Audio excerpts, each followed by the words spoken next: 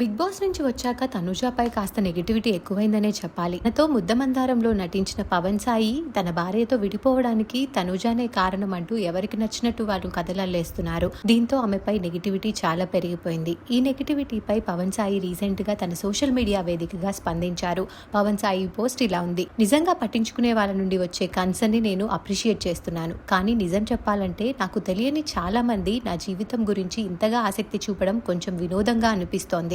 ఒక విషయం చాలా క్లారిటీగా చెప్పాలి. నేను ఎవరికి ఎలాంటి వివరణలు ఇవ్వాల్సిన అవసరం లేదు. ఇప్పటి వరకు ఇవ్వలేదు, ఇకపై కూడా ఇవ్వను.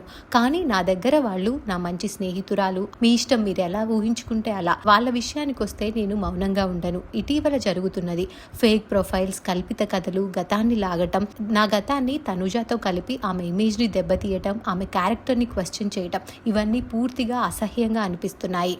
కానీ స్పష్టంగా చెబుతున్నాను, ఇది వెంటనే ఆపండి. ఈ అర్థం లేని ప్రచారం ఇప్పుడే ముగించండి.